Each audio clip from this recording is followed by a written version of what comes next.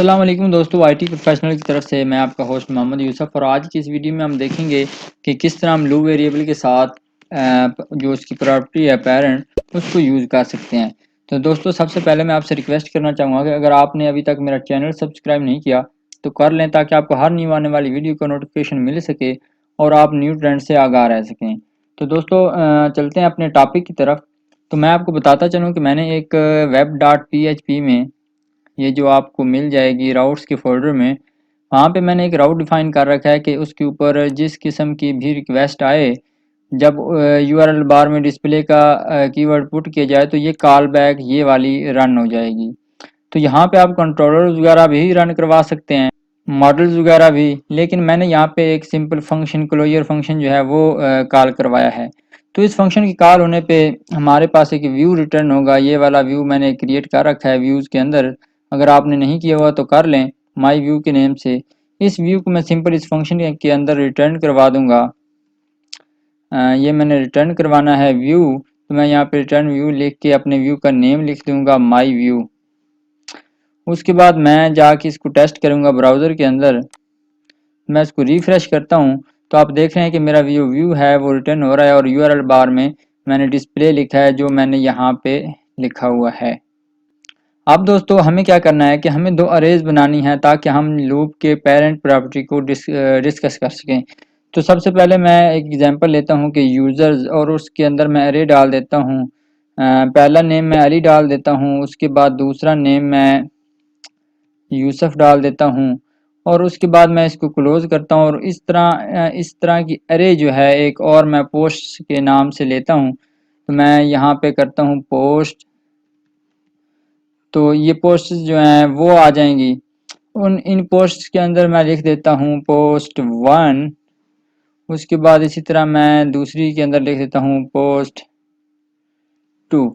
अच्छा, तो ये दो पोस्ट हैं।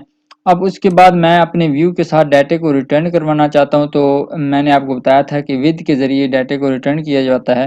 तो मैं हमें यहाँ पे दो रिटर्न करवानी है अरेज। तो मैं यहाँ पे जो है अरे का इस्तेमाल करूँगा, और यहाँ पे मैं लिखता हूँ यूज़र्स। उसके बाद मुझे क्या करना है कि यहाँ पे अपने वेरिएबल का नेम देना है यूज़र्स, और कामा लगा के दूसरी जो ऑब्जेक्ट है जो अरे है उसे रिटर्न करवाना है।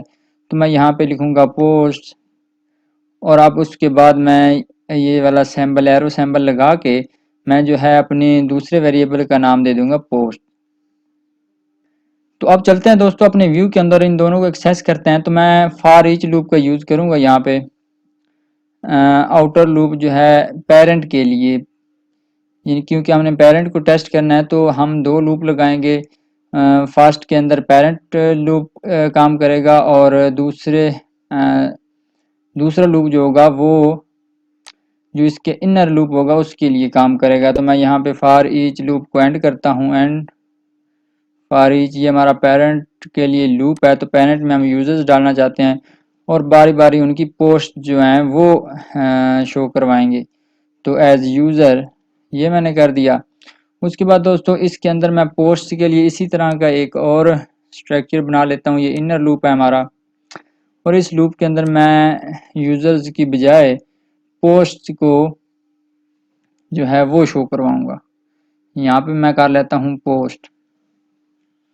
अच्छा, अब इन पोस्ट को मैं बारी बारी शो करवाता हूँ। मैं आपको दिखाता हूँ कि ये मैंने एग्जाम्पल क्यों लिया, और ये बिल्कुल परफेक्ट एग्जाम्पल है। अच्छा, तो मैं पोस्ट को शो करवाता हूँ करली ब्रेसेस लगा के। तो यहाँ पे मैं लिखता हूँ पोस्ट, और सेव करते हैं, जाते हैं अपने व्यू में, और यहाँ पे इसको टेस्ट करते हैं। दोस्तों, आप देख रहे हैं कि पोस्ट से जो है वो शो हो रही हैं। तो पहली दफ़ा एक पहली पोस्ट, दूसरी दफ़ा दूसरी, तीसरी दफ़ा फिर पहली पोस्ट, क्योंकि हमने आउटर लूप के अंदर यूजर्स को जो है वो शो करवाया है। तो आउटर लूप जो है वो रोज़ को डिफाइन कर रहा है। तो दो रोज़ बनेंगे, और दोनों की दो दो पोस्ट भी उसके अंदर दो दफ़ा ये चलेगा। अब दोस्तों, हम क्या करते हैं, हमने इस एग्जाम्पल को क्यों लिया। तो मैं यहाँ पे क्या करता हूँ कि ये पोस्ट है, यहाँ पे मैं ऊपर एक हेडिंग डाल लेता हूँ यूज़र के नाम से। यहाँ पे अगर मैं डालूँ यूज़र डालने के बाद जो है मैं इसको क्या करता हूँ कि H1 के अंदर नहीं रखता। इस तरह मैं इसको एक स्पैन के अंदर रख देता हूँ।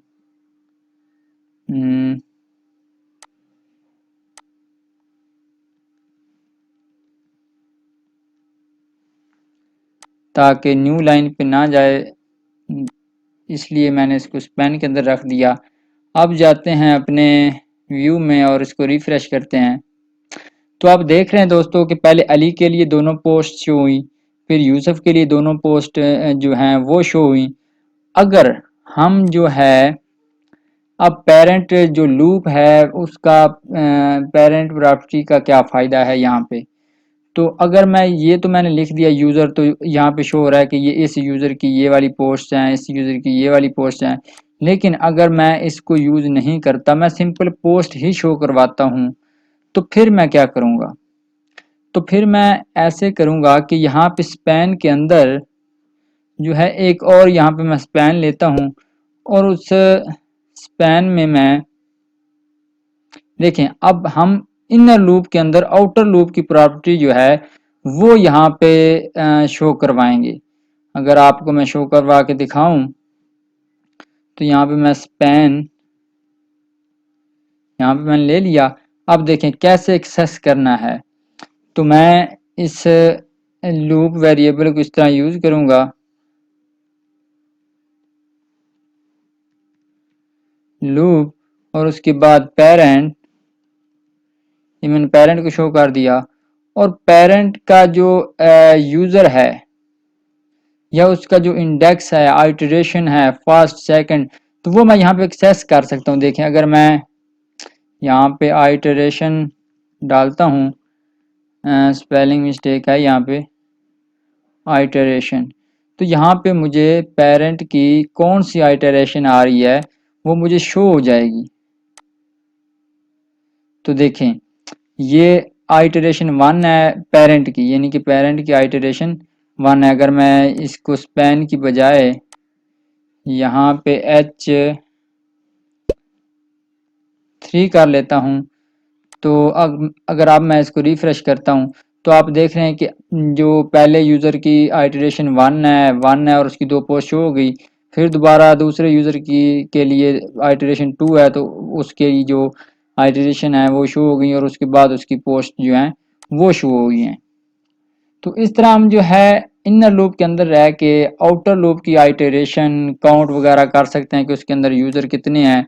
अगर मैं यहाँ पे काउंट लगाऊं कि पेरेंट कितने हैं, यानी कि इसके अंदर यूजर्स कितने हैं, तो हर पोस्ट के साथ मुझे यूज़र भी शो होते रहेंगे। देखें ये दो यूज़र आ रहे हैं। अगर मैं 3 कर देता हूँ जाके इसके अंदर लूप के अंदर, तो वो 3 शो होना शुरू हो जाएंगे। मैं यहाँ पे हैदर डाल देता हूँ, तो अब जो है वो 3 शो होना शुरू हो जाएंगे, आप देख रहे हैं। तो दोस्तों इस तरह जो है हमारा जो मेन मकसद था वो ये था कि इनर लूप के अंदर आउटर लूप की जब हम किसी भी प्रॉपर्टी को काउंट करना है, आइटरेशन या उसका फर्स्ट एलिमेंट जो है वो फाइंड करना है, वो सब कुछ एक्सेस करने के लिए हम यहाँ पे इसका जो है पेरेंट का यूज़ करते हैं। फॉर एग्जांपल अगर मैं यहाँ पे करता हूँ जी करता हूँ और आइटरेशन में जाता हूँ, या मैं यहाँ पे इंडेक्स करता हूँ, इंडेक्स, तो मैं यूज़र का नेम इस इंडेक्स के ज़रिए यहाँ पे प्रिंट करवा सकता हूँ।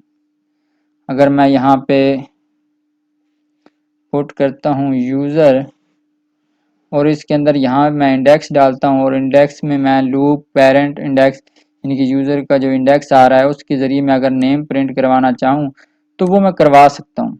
आप देख रहे हैं कि यहाँ पे शो हो रहा है, ये जो कीवर्ड्स यहाँ पे शो हो रहे हैं ये पेरेंट की शो हो रहे हैं।